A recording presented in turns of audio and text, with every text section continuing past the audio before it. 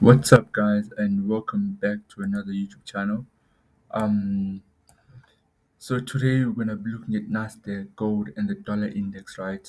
In preparation of the next week. Next week we're having the NFP on the 10th. So guys, you have to really look for opportunities within the market to capitalize. And yeah, let's start. So we're gonna start off with the weekly time frame, right? So we can see the overall bigger picture and what market structure is trying to show us. Here we are. So nothing has changed here. We're still over first touch right at the top there, second touch at the top there. Then we're expecting a third touch along this trend line, wherever we're gonna get a third touch. But then we may get the third touch when it's shooting up to go back to the upside. Then at the bottom we have our first touch, second touch. We're anticipating a third touch again here. However, if you're using supply and demand, you would expect price to turn here at this point, either here or here, to come back down, touch this point and go back up. So whatever happens, we just want to capitalize on from the market and manage to make um, profit, right? So you shouldn't be biased to one direction. Be able to be flexible and capitalize whenever there's a reversal or prices continue to a certain direction. Okay, so this past week, right, we had hit the top of this trend line, then we came again, almost touched it. So we were quite sure that price is gonna be coming down, but we didn't expect a big reversal like this. However, look at this one. Look at this pattern formation here. It gave us a descending channel. This is on the daily time frame, as you can see how significant it is. And then here, if you use supply and demand, you know with this there was a sudden um, demand here, price shot up and all that, right? So we would expect that price gonna come here, touch, then reverse to the upside. Yes, we could also anticipate that no, if it didn't touch here, it would come and touch here. All this, we just have to be very aware, alert of these areas. Um, the strategy we use, the Falcon strategy, of course, doesn't emphasize much on supply and demand, but then it plays a key role, a big role. So if you wanna make you're capitalizing based on those facts as well, you can use that. Now let's go down to the 4 hour time frame. 4 hour time frame. All right, cool. We've been price trickled up, and then here at this point we expect that since it's playing around here, we expect the price to come down. However, it came and touched here, and then we evolved with the market. Um, but then after the reversal, we kind of knew that since it's been trickling upwards, moving upwards correctively, price is yet to come down, and we're aiming for 90% rule here. So we're still looking for price to come down, although it's giving a reversal here. Last week, right? Mm, we knew that price from here. We knew that price was going to come down. From this, we anticipated price to come down, but then of course it didn't come down impulsively. It's been moving correctively, and then because of the corrective movement, we're supposed to be able to tell that all right, let's be aware of price reversal. And check this out. If you are not biased to one direction, you would have capitalized on this move. Over here, um, we're having price moving up, down, down. Then here, right, that was like Thursday. Now we see it's at a key area. It's rejecting here. Keeps touching, then it engulfs. All right, cool. We're not yet sure that price is gonna go up or down, right? From my strategy, I wasn't sure, but then immediately after this impulse, and then it started correcting slightly. I kind of knew that okay, from this key resistance, I can expect price to come up. All right, and shoot if it shoots up out of aiming this point over here, excuse me. Um, but then I was able to tell. Let's go to the 15-minute time frame from this flag formation right here. That no, let's we can place entries right and try capitalize on moves if price decides to go a certain direction.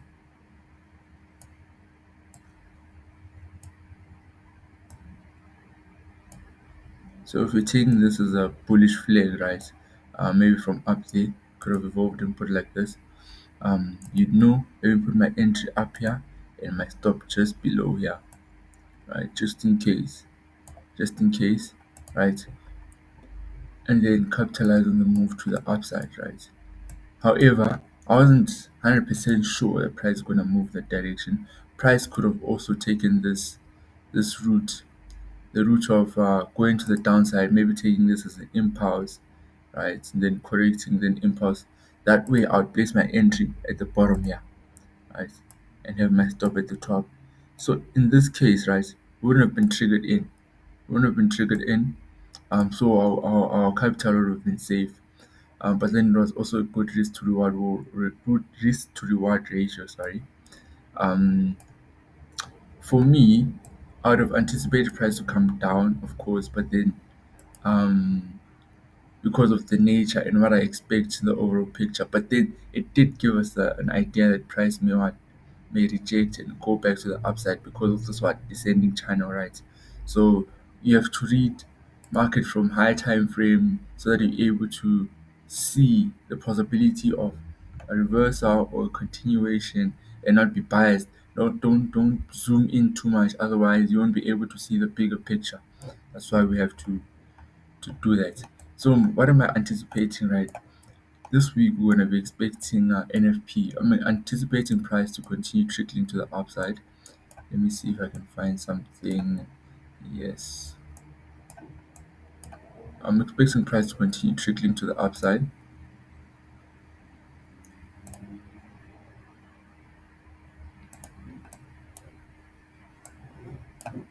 So if price does continue moving to the upside, actually let me do this.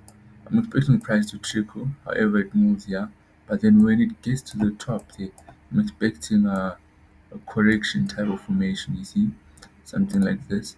Then I'll be looking to jump in with sells. Actually, sell stops. I normally use sell stop because in the case that price doesn't go in your direction, you're always safe. You always know that your capital is protected. You only get into the trade once the price is committed to that direction, right? So place my sell stop somewhere here. Sorry. Yeah. At times, maybe my sell stop is a bit high, so I'm triggered in, triggered out. I normally, if I see that it's still forming what I've been speculating, what it's in alignment with my analysis, I'll place another sell stop again, and wait for another entry. As long as it's still trickling the way I would like it to trickle, but then due to unfortunate events, I'm triggered in and triggered out. I'll still take another entry because I know the probability and I know the upside potential of the trade, right? So that's one. That's what I'm looking forward to this week. But then hopefully through the week we'll release another video to have a market update um, on what to expect just in case price starts indicating something different, right? Okay, now let's move on to gold. With gold, with gold, we had a good entry at this point. Okay, let me go to the weekly time frame so we see the bigger picture as always.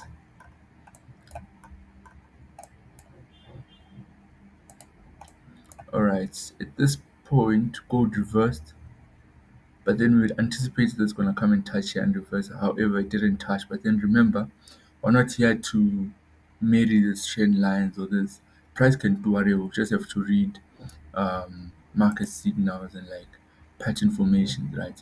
So I did ascending channel, right? I've evolved it, of course, but then initially it was moving somewhere here. Then I kept evolving.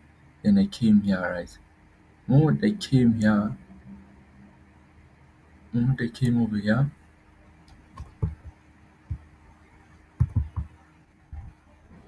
moment I came here, price also started creating this correction, like corrective pattern within another corrective pattern.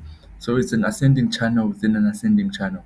It gives us a high probability that price reversal is going to happen, right? So we knew that price You should expect price to reverse. Um, so check this out. I'll jump to the 1 hour because I want to show you something here. So we had all this nice movements, yes, and then it came here, touched again, came down. So we were expecting it to continue trickling its way to the downside, but then eventually it broke out of this one and created a form of like a flag formation, right? It created a flag type formation. Um, it was a good one to capitalize on for the downward. We've moved to the downside with this one. Um, but then with excuse me, we're still anticipating price to move to the downside, to the upside here, to touch. At this point, I was still anticipating price to move to the upside, so it could come and touch these areas up here.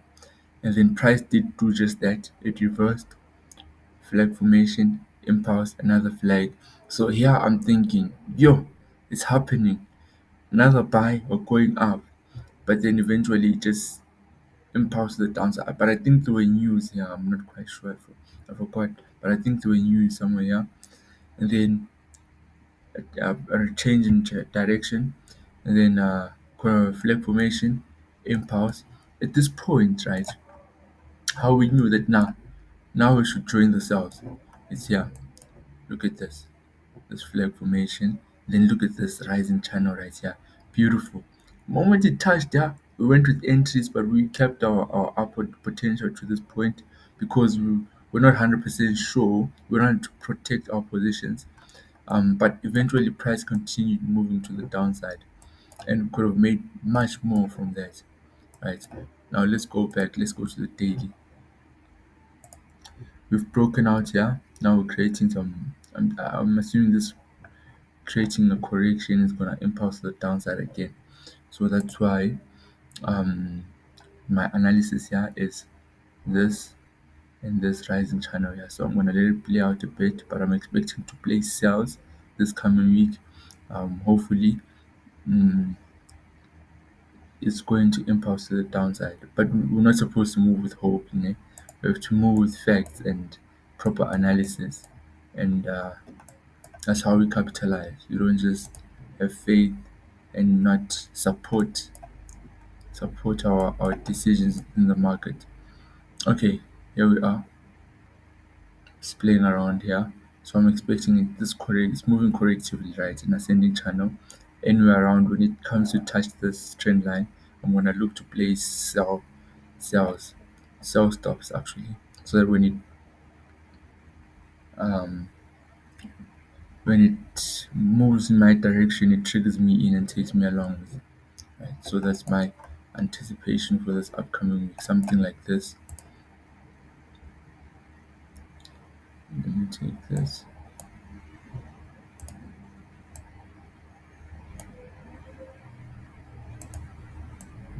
Something like this. Right. That's what I'm looking forward to see this week. So just be ready to capitalize on that in case it aligns with our anticipations. Then reverse, then flag formation, continue to the downside, right? That's what we're looking forward to. Now let's go on to the dollar index. The dollar index, right? The dollar index, we've been anticipating the dollar index to move to the upside ever since, yeah, the beginning of February. And of course, it didn't move the way we anticipated it, but then we managed to capitalize from this movement, which is great. Um, Now it's still moving to the upside. Let's see. Yes, it's still moving to the upside, but then it hasn't been moving impulsively.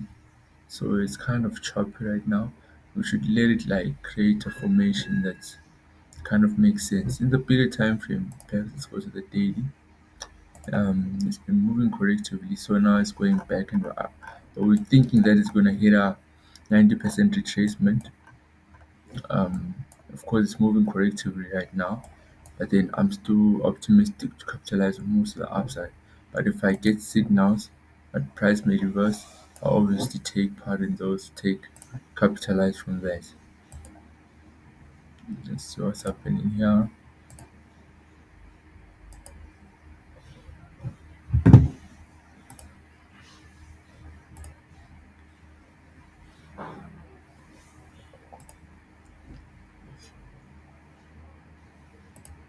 So here, I might expect price to retrace all the way back here. If it doesn't take this impulse correction, then another impulse. I'll look for entry somewhere there. I'll check for entry somewhere around there. If